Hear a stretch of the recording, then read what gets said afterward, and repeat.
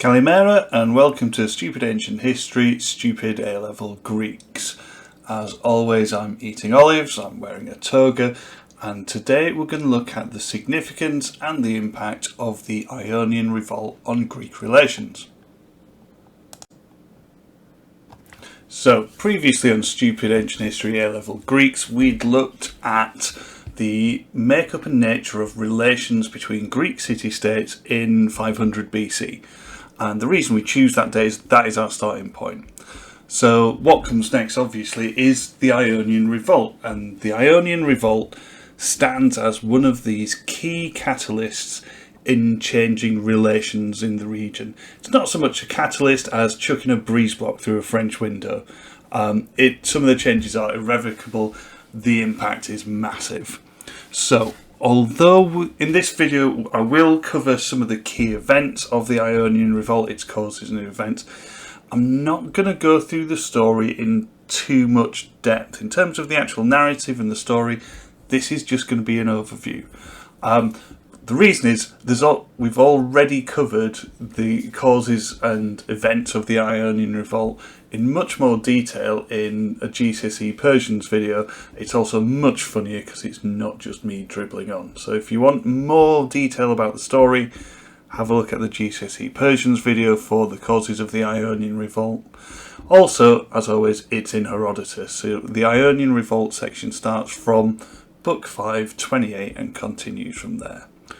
So the main point of what we're going to look at here is how it changes how the Ionian revolt changes relations, not just between Greece and Persia, but within Greece, and how it starts to set the shape of things to come for the rest of the century. So let's begin our story then. It makes sense to start with the causes and the origins of the Ionian revolt. And our story begins in the Ionian state of Miletus, which is there on the map.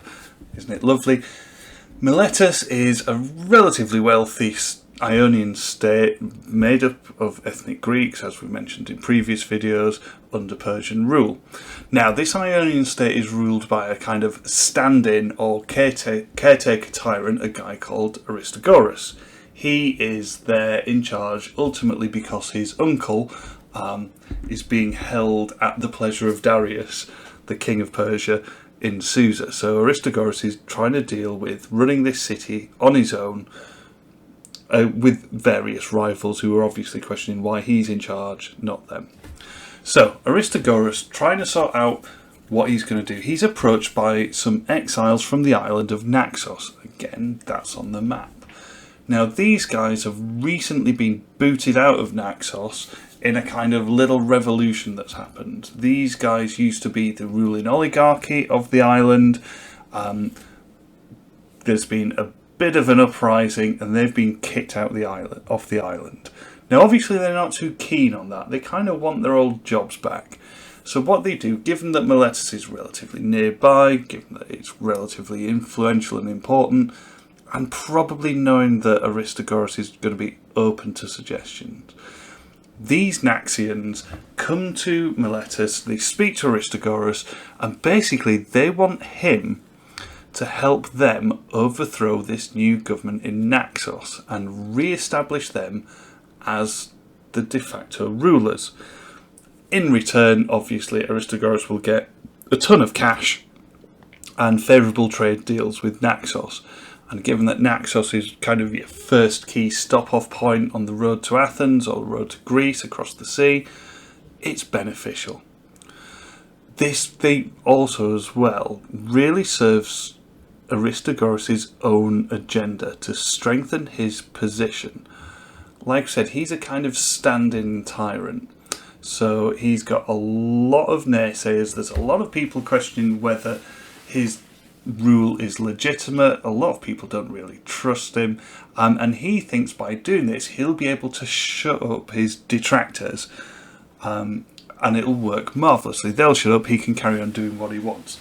Bit like David Cameron thinking the Brexit referendum would simply serve to keep his backbenchers quiet, but we all know how that happened.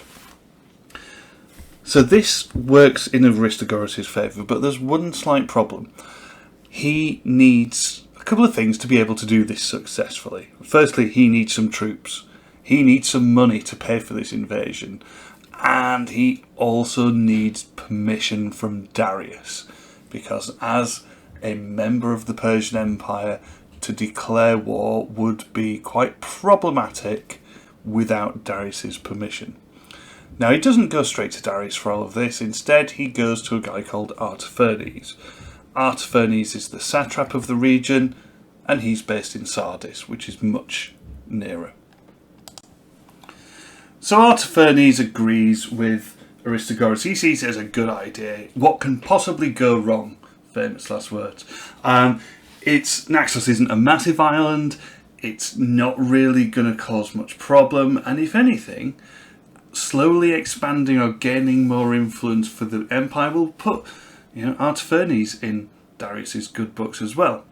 But he's not quite just letting this go completely as is. One of Artaphernes' conditions for giving him particularly troops and army and ships is that he wants to send his own general, a guy called Megabartes, to kind of watch over his investment. Artaphernes is not going to entrust his ships and troops to some rando who's not an actual proper ruler, so he sends his own trusted general with him. So that's his condition. Anyway, long story short, off they sail, off to attack Naxos, but along the way, Aristagoras and Megabartes fall out, ultimately over who's in charge. Aristagoras thinks he's in charge, Megabartes points out that he's been put in charge. They have a little squabble. Long story short, Megabartes gets off the ship, rows off to Naxos, warns the Naxians that the Persians are coming, and as a result, the Naxians are all ready for the Persians when they do arrive, so the whole invasion has to be called off, and they all have to go back to Miletus. So on his return to Miletus, then, the obvious aftermath of this little expedition is that Aristagoras is well and truly boned. He owes Artaphernes a lot of money that he can't pay back. He's also going to have to take the blame for this crisis, and it's likely that his failure will probably be punished by Darius, something he's not particularly looking forward to. Again, find out about Darius. He's not a guy to be messed with. So, instead of facing Darius and paying back all this money that he can't, Aristagoras hatches a plan. He's a more suitable alternative. He basically plans a revolt, and he somehow actually persuades the entire Ionian coast to go along with it. He manages to persuade all the other city-states that this would be a good idea to, challenge Persia. Obviously, hopefully you're thinking that seems a little far-fetched. No one in their right mind would side with Miletus over Darius, just on the whim of some guy making a mess. And it's not that people are actually that stupid. There are probably other likely causes for this. They're not just going to do it off the top of the head or off the back of Aristagoras' persuasion. We do know that the Ionians were probably more highly taxed than other parts of the Persian Empire, so that probably annoyed them. We know there was certainly more demands for democracy in this region, and maybe stronger links to Greece, as these are people who are ethnically Greek. So other sources, particularly Diodorus, poorly point out that there are underlying causes. It's not just the Herodotus narrative that Aristagoras goes, hang on lads, I've got a great idea, why don't we all tell Darius to do one? There are underlying complaints. That aside though, before taking on the world's greatest military power with a few scrappy little mates, Aristagoras realises he needs some backing, he needs some support to be able to do this. I mean, the guy's a bit delusional, thinking that even with any military backing he'll be able to take on Darius with just the Ionian states. But that's what he goes for. So obviously he's looking around, powerful backer, who could help me in a war against the Persians, and he goes to the obvious choice. He goes to Sparta.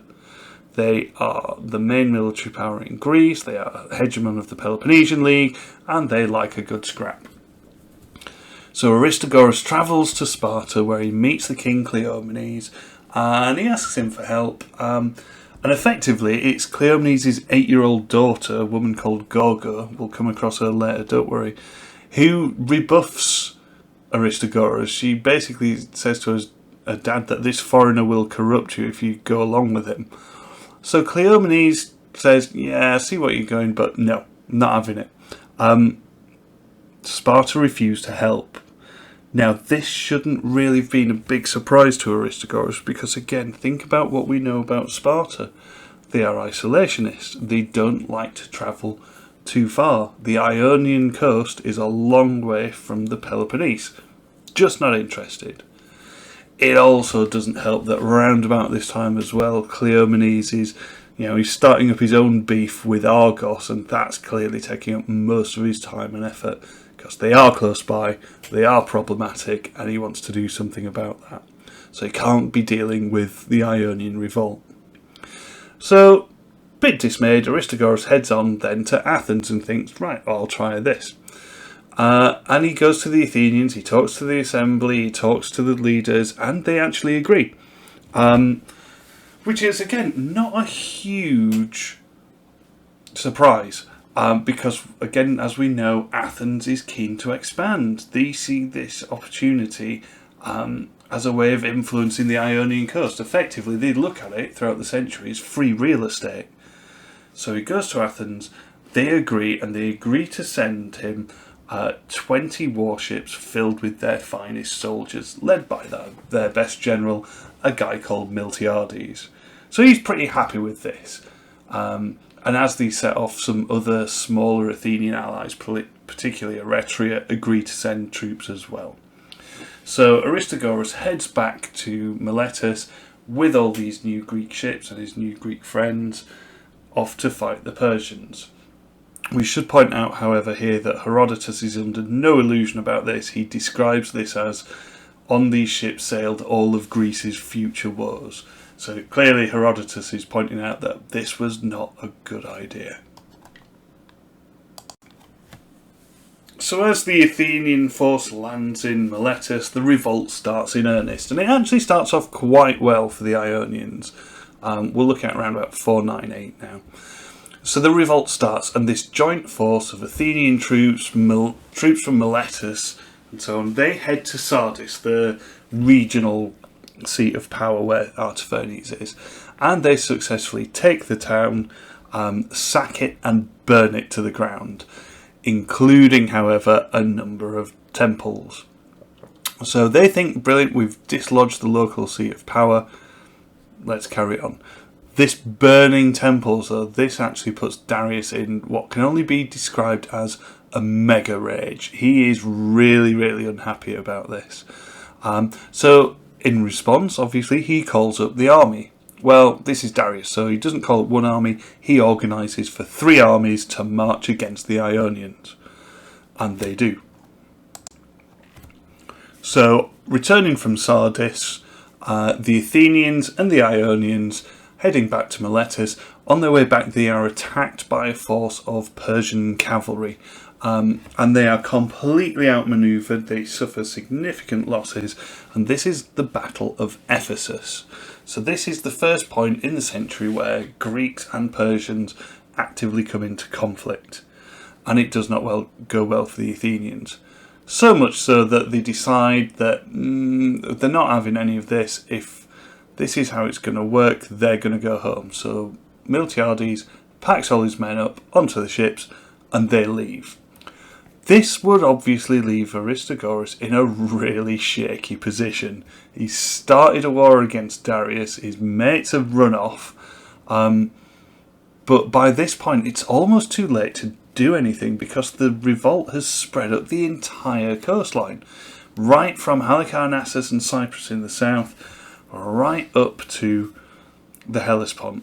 But the problem is, even with all these little city-states revolting against Darius, they know there is no way they are going to be able to resist these 3 Persian armies coming to get them.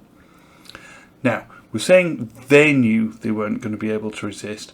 We also 100% certain that Darius knows that they are not going to be able to resist. And we see a really good example of this a bit later on in the Battle of Lade. So prior to the Battle of Lade, Lade is a naval battle just off the coast of Lesbos. Prior to the Battle of Lade, we're told that Darius sends emissaries to meet the key leaders of the Ionians. And he gives them a proposition. He basically says, look, if you pack all this in, return to Persian rule, do what you're told in future, and let's just forget this whole thing happened, nothing bad will happen. No one will punish your children, set fire to your nan, kick your dog down the stairs. You'll be safe. But also, here's a bunch of cash if you join us again. Now, even though to some extent there's a lot of bravado and some of the Ionians refuse to take the money, what happens at the Battle of Lade is the Ionian rebels are absolutely, completely betrayed by the lesbian general Dionysus and the lesbian navy from Lesbos. They turn up to the battle and basically join the Persian side. So again, the Persians are continuing to steamroller what's left of this revolt.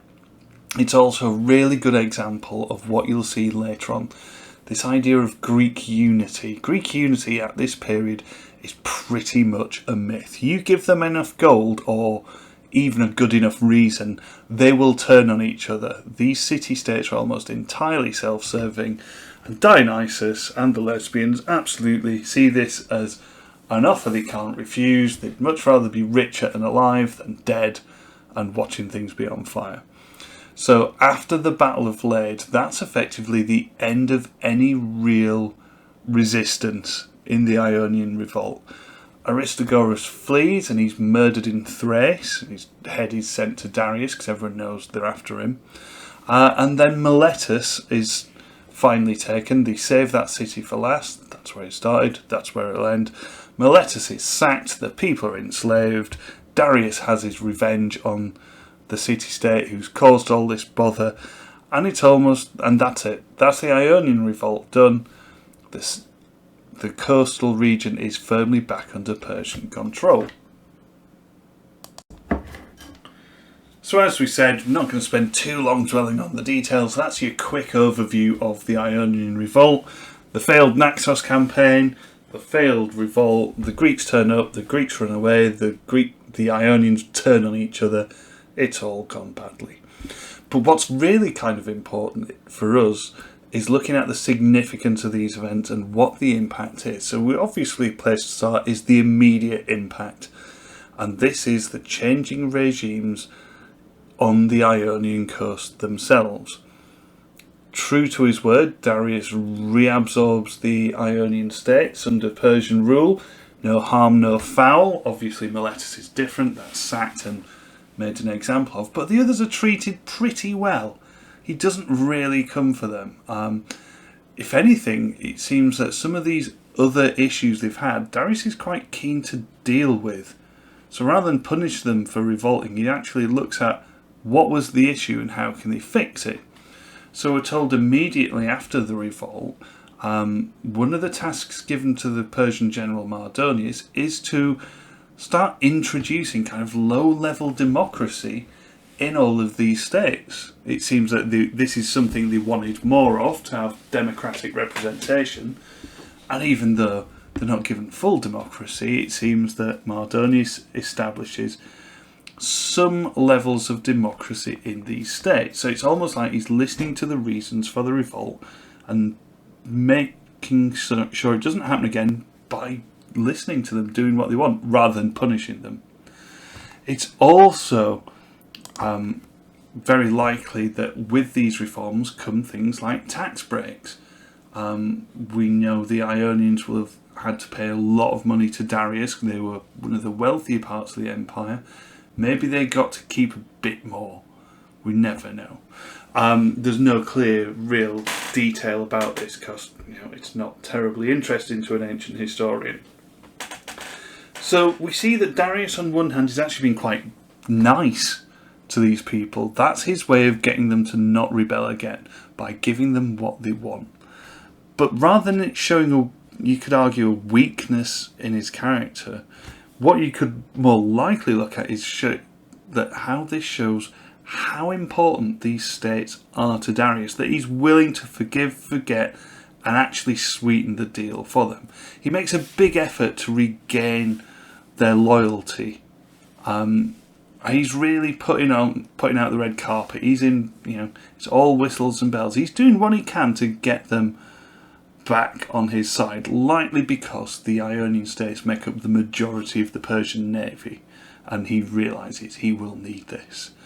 But also it coincides with the fact that certainly after the Battle of Ephesus, the Ionians will feel pretty much betrayed or abandoned by the Athenians and other Greeks. So they've got no reason to continue their revolt. It's not like the Greeks welcomed them with open arms, and after this minor blip, this bit of a row, Darius has said sorry, he's brought them chocolates and flowers, welcomed them firmly back into the Persian Empire, and quite rightly they take this opportunity to their advantage and rejoin the Persian Empire quite happily at this point.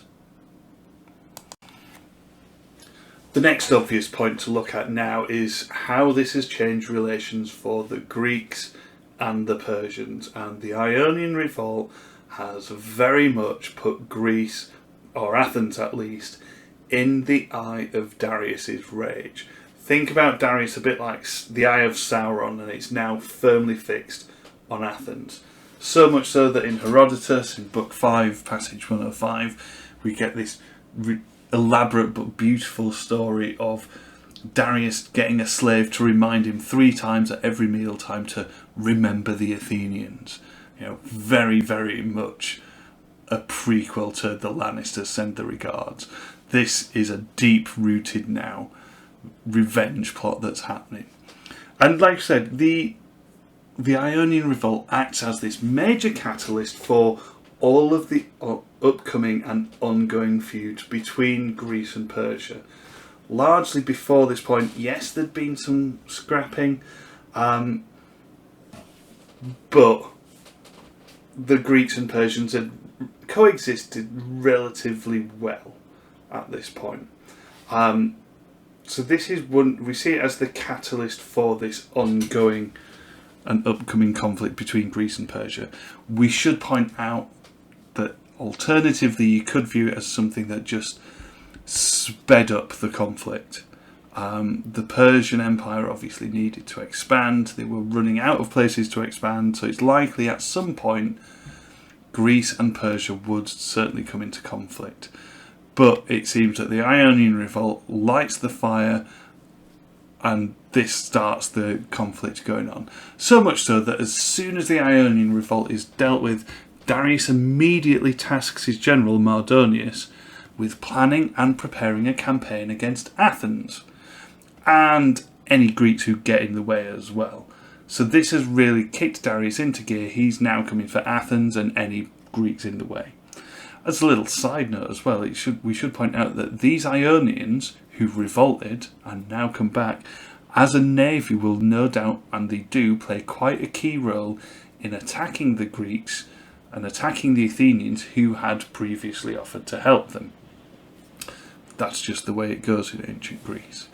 So, along with preparing this massive army of invasion, Darius then sends emissaries to each of the Greek city-states demanding earth and water as an act of submission. Submit to me, give me earth and water, we'll call it a day, that's fine, you're now part of the Persian Empire. So these emissaries are sent off around Greece. Now, leading on nicely from this demand of earth and water from the Persian king to the Greeks, it leads us to this changing relations between the Greeks. Darius's demand for earth and water massively polemicises all of Greece. because of what Athens have done, they are now all given some quite stark possibilities, a couple of stark opportunities. So on one hand, they're given the option to capitulate and submit to Darius in whatever form that would take. We're not clear on the details. If we look at how the Persians have dealt with other members of their empire, this would likely be not a too arduous task. It would simply be your local leaders could stay in place, you'd just have to pay tax to Darius. That's option A. Option B then is to stand against Darius. Now, aside from the fact that he has the largest army on the planet at the time, standing against him is not necessarily as easy as it seems. And a big part of that is to do with the Greeks themselves. Now, each individual Greek city-state would be completely unable to do anything against Darius individually. They would be fools to think they could. Which means, if they are to have any hope of resisting Persian rule, they need to form alliances with each other. And at some point, most likely, with Athens. Now, the big problem here is they really do not get on. If there's one thing the Greeks hate more than anything else, it's the other Greeks, particularly the neighbours. You hopefully picked that up from Greece in 500 BC. They do not get on with each other. So when Darius asks for earth and water, this gives some people opportunities to, sharpen their axes and, deal with old enmities and old problems. Others are forced to make alliances where they wouldn't necessarily want to. So a really good example of this is the island state of Aegina. Aegina is just south of Athens, in that little gulf near Piraeus. Now, as soon as Darius demands earth and water, we're told that Aegina are the first to Medize. Medize means accept his offer, join the Persians, become submitted to Darius. And we're told that they are the first to eagerly take up this offer. They're digging up earth and water straight away. As soon as the guy gets it, it's like, yeah, there you go, have it. Now they do this not because they're they don't particularly like the idea of Persian rule, or that they see Darius as a great thing. The main reason the Aegeans take up the offer of earth and water is because they hate Athens. They are very close to each other, they share a common sea lane, the Athenians accuse them of piracy, they accuse the Athenians of bullying. It doesn't, the ongoing list of complaints is massive. So this is the reason why a city-state like Aegina Medizes, takes the offer of earth and water very quickly. Not because they like the Persians, it's because they hate Athens, and they want the idea that they hope that the Persians will do terrible things to the Athenians, which will give them, a chance to get up on Athens. It's beneficial to them. Again, this adage of the enemy of my enemy is my friend. That's the Aegean way of thinking. Similarly then, with the demand for earth and water, clearly Athens and Sparta also refuse to submit, and this is a problem because they are not friends either. So they are forced with the prospect of joining this uneasy alliance against Persian dominance. So again, following on nicely from where the previous bit left off, we need to look now at the change in relations between Athens and Sparta as two of the main players in Greece.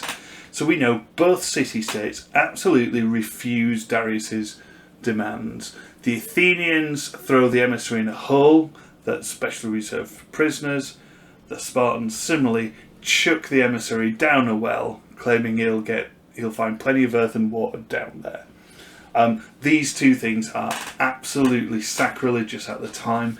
The Greeks have this idea, and have done since the times of Homer, this idea of xenia, this idea of hosting, that emissaries would be regarded as almost sacred, they'd be unharmed, but here you have Athens and Sparta doing the unthinkable and killing the emissaries and sending a clear message to Darius, it's not happening. They each have their own reasons. Obviously Athens, even if they submit, the Athenian leaders know they're not going to get off lightly from this.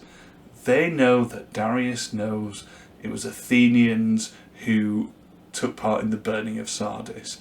And even if he says, oh, no harm, no foul, looking over at what's happened on the Ionian coast, they know that Darius is going to treat Athens more harshly than the others. They're going to be the Miletus of Greece. And so they know, ultimately, they're going to have to fight him. Or certainly their leaders know that they're not going to do well out of it.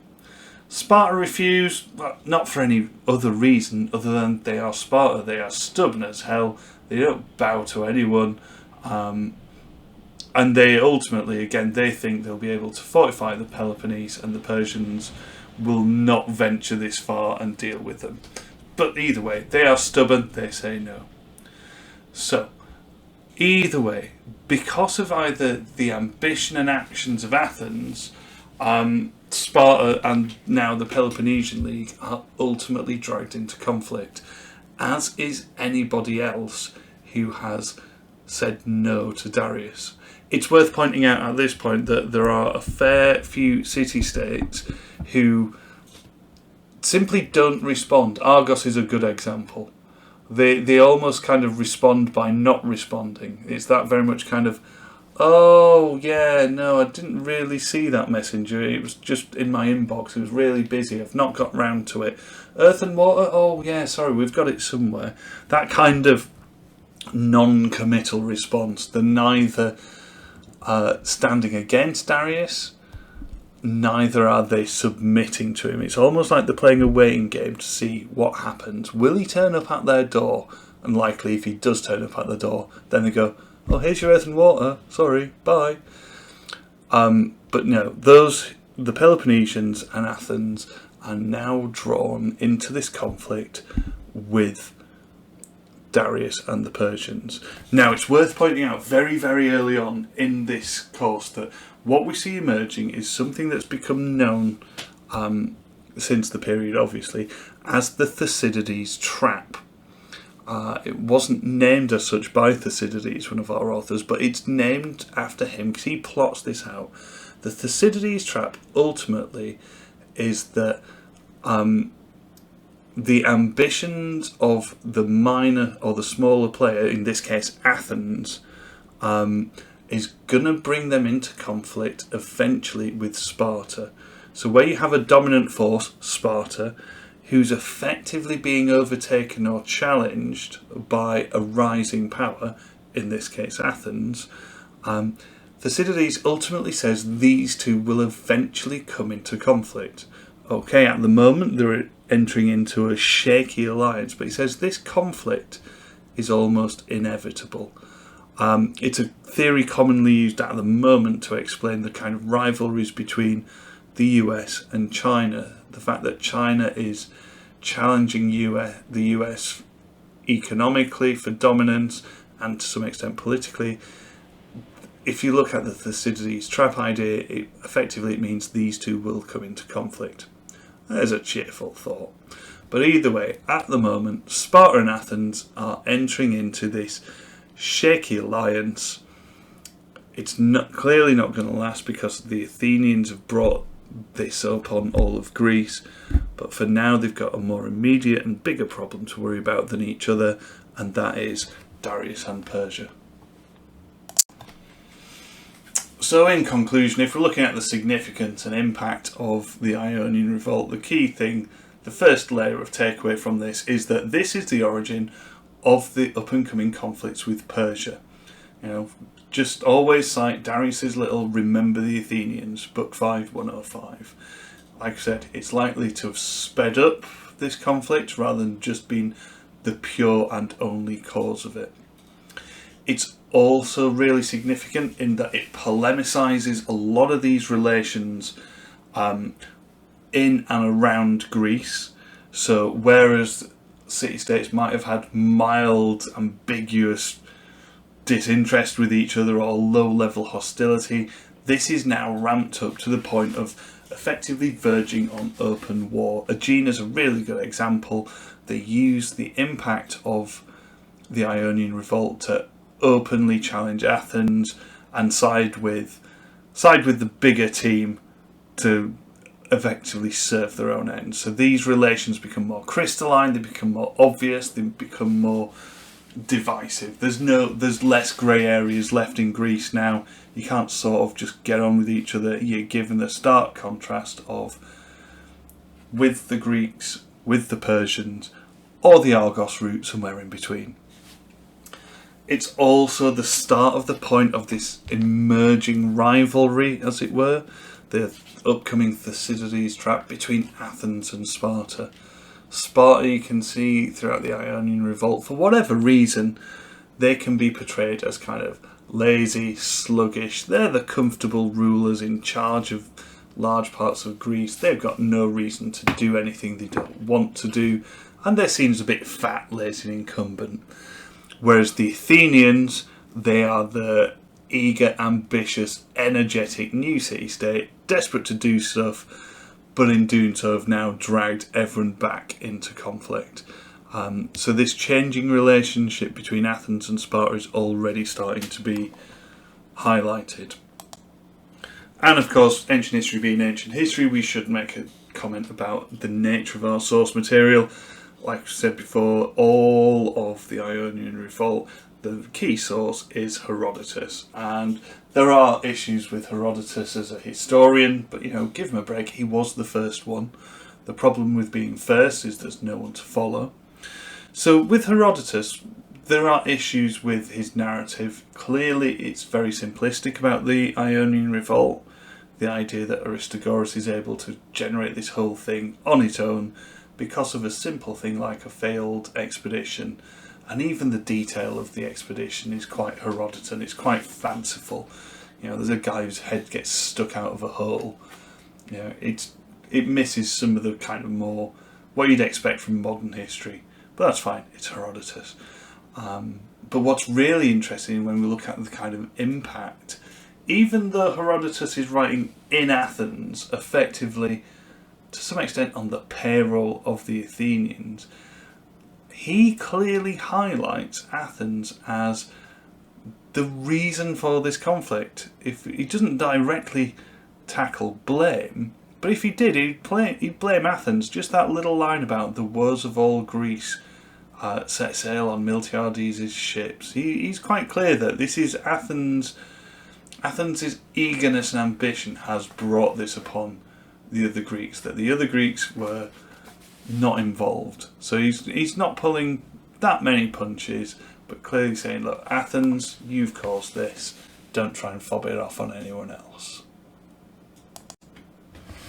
So there you have it, a short but probably far too long and rambly overview of the event and significance of the Ionian revolt and its impact on Greece and Persia. Hopefully this has been useful and not too tedious. As always, leave us a comment below, and until next time, goodbye.